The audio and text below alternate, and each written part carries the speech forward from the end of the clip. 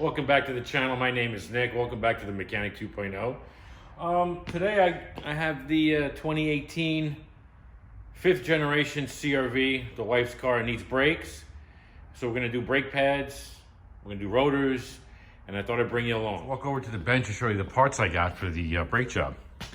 Unfortunately, I did not get Honda front brake pads as I wanted to because they're on national back order with no date when they'll be available, and I need brakes now. So I got an OEM supplier.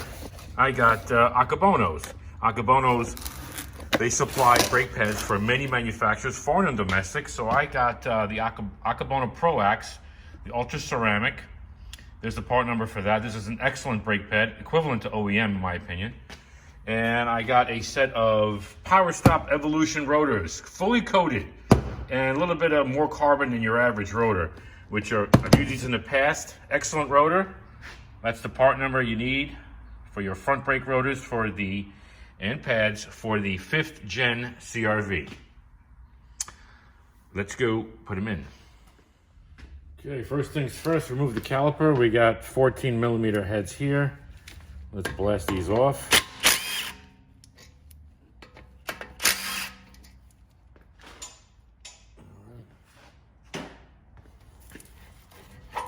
Caliper off. We'll just stick it up here for now. Okay. And, oh my God. Yeah. You see that? All the way down. Got a little bit something there. You can see that. It's starting to make noise. It's starting to pulsate. Okay, right here, 19 millimeter. Going to show off my new Astro Nano, the Onyx, 400 foot-pounds. It's the 1822. I wanted something small to replace my M7, which lasts me for years. This thing is a beast. This thing is, got it from Amazon, about 110 bucks.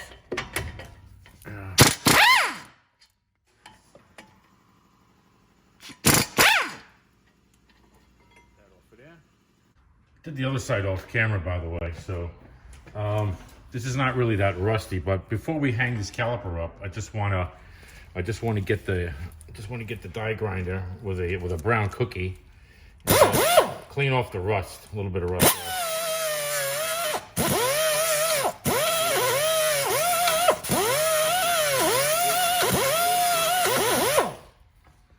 That's it. And hit it with everybody's favorite chemical, a little brake cleaner.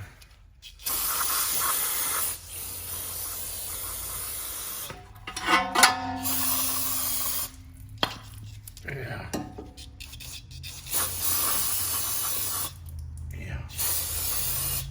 Okay. Put that back up there. A little bit of air.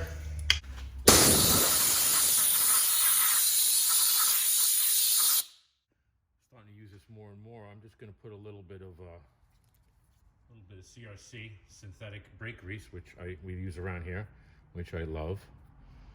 And I'm just going to put a little bit on the face of the piston, right there. Okay. And I probably should have compressed it first, but I'm not going to use the regular spreader. Hold on. I'm going to use the old vice grip, like holding place, like especially when you weld. These work great. Most everybody should have these. You can use the caliper, spreader. It's called a spreader or compressor. You could rent one from the auto parts store if you want. I'm just gonna compress this all the way in, and hopefully the other side was good. Hopefully we will not get a bunch of trapped air around the dust boot. It's looking pretty good. All right. It's almost in there.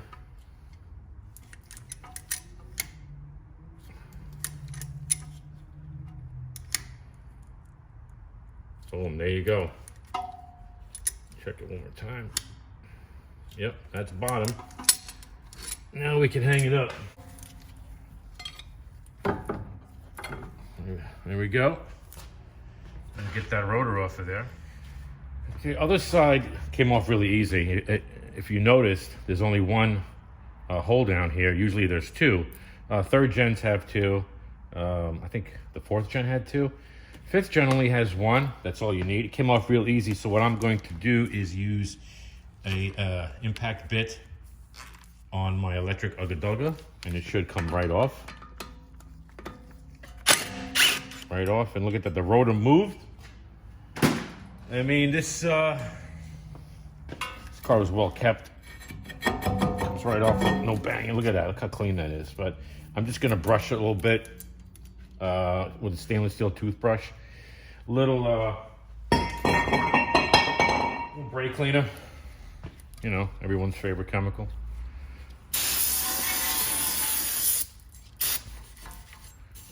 Oh, there's nothing there. Super clean. So, we're starting to use this more and more now. We got it used. Only has 39,000 miles. It was garage kept.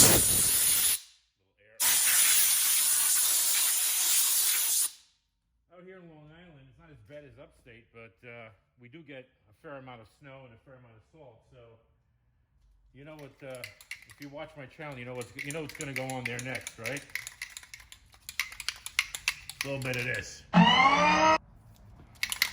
because I want this in the future to look just like that. So, little bit of the fluid film.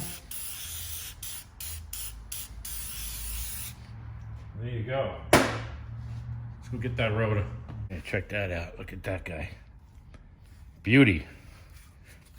Put that on. I love coated rotors.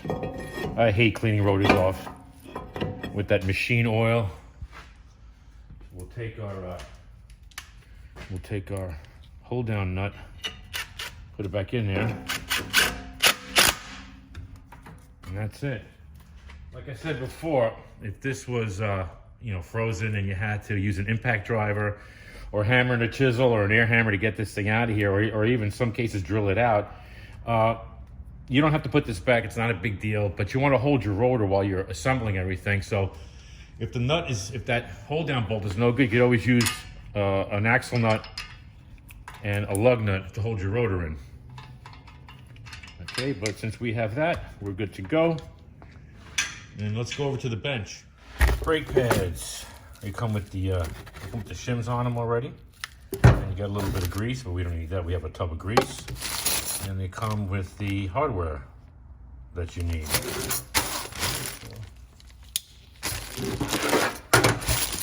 that out. All right, let's get started. On the bench, you got it on the vise, pull off the clips. Look at that. Really clean in here. Really clean. So the only thing I'm gonna do here is I'm gonna put it on the wire wheel, the bench, on the bench grinder on the wire wheel, and just clean these off a little bit. Now, if you had, you know, aged caliper brackets, what you want to do is you want to file this. You want to file all the surface rust off of there first before you hit it with the wire wheel. Or even better would be a sandblast cabinet, which I do not have. But you want to clean these with the file for surface rust. You don't want to just go on the wire wheel, because then you'll just have shiny, clean rust, and you want to have a smooth, flat surface. But since these are really clean, no rust at all on both sides.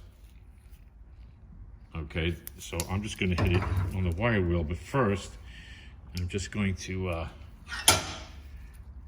open these up and clean these, add some grease. And come on, get in there.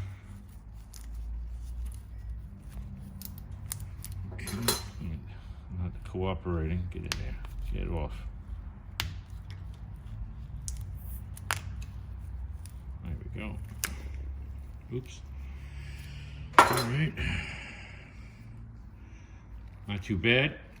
It's got, could use some more grease, so I'm just gonna wipe this down. Here's your other one. All right. And get a cloth, get a little brake cleaner. Just gonna wipe these off. Start fresh.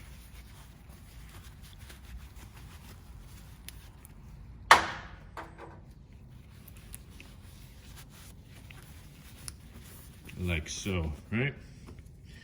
Then we're gonna take our caliper grease, and we don't go crazy now. Don't go crazy. Just a good amount. You don't have to load these things up. A little goes a long way. All right, there you go. Put it in and give it a twist. All right, you want to get the air out of there. I just picked up a little seal tool from Snap-on. Just got this a week ago. 16 bucks, not bad. You want to just lift this up, push that in. You hear the air come out of there? And we take the other one, the one with the rubber piece. Goes on the bottom. Same deal. Liberally coat it. Don't go nuts. You don't need that much. That's it. Give it a twist. And lift this up. See the air go out? You can use a pocket screwdriver or a pointy piece, but hey, I've been using that for years. Just got this. It's pretty nice. 16 bucks, it's expensive. There's a longer one too. It's also 16 and change. Anyway, so we'll give these a clean on the wire wheel. It's gonna get pretty noisy, probably won't hear me. Gonna affect the mic. So I'm just going to turn this on, and you'll see what I do. I'm just gonna rub it in there and clean it.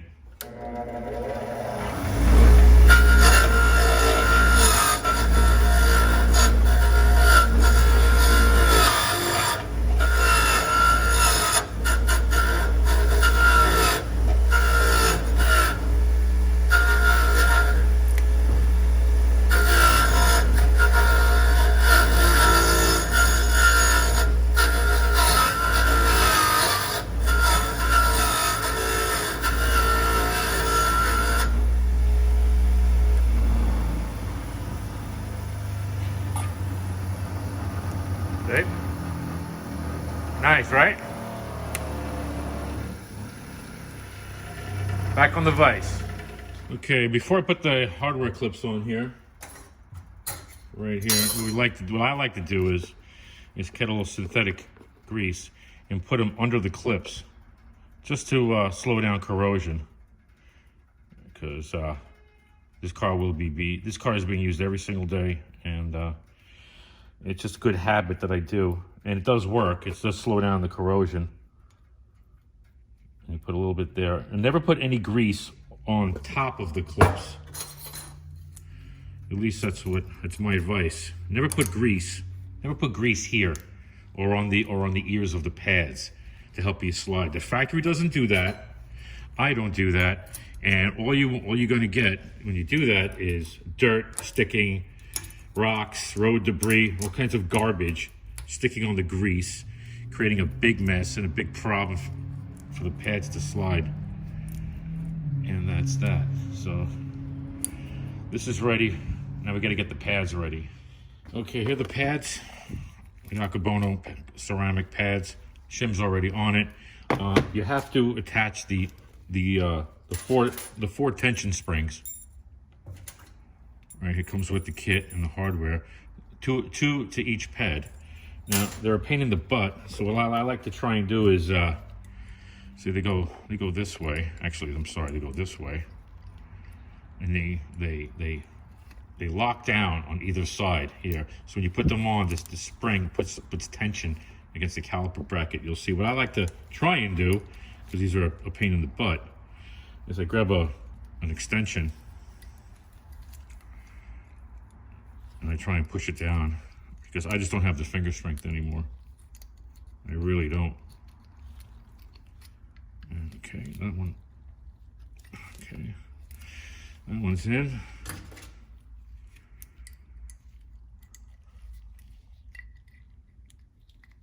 Okay, there you go.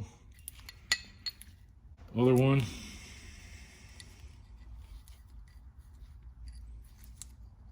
You guys still with me? You're all bored out of your minds. Oops, wrong way. I'm doing it the wrong way. This is how it's supposed to go. You big dummy. Ooh, that one went in with my finger. Okay. All right, one more. All right, done. I put that pad in there without showing you, so I'll put this one in there. Oh, the harder one. I like to put the pads on, and if I can, on the, see, it's a pain in the ass with the tension springs, and this one pops off, and this one popped off. Oh, this is how this is gonna go for us, huh? Okay, I got it back in, off camera, a little cursing, a little screaming. Yep.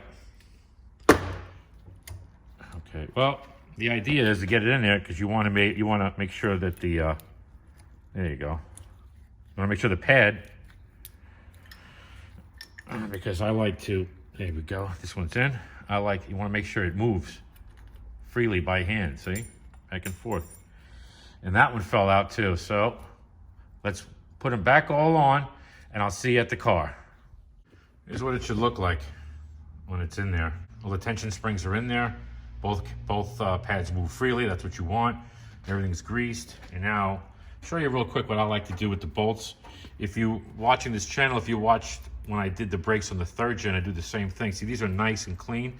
And to keep them that way, all I do is I take a little anti-seize and on the washer part of the bolt and around the flat shank of it right there on both sides.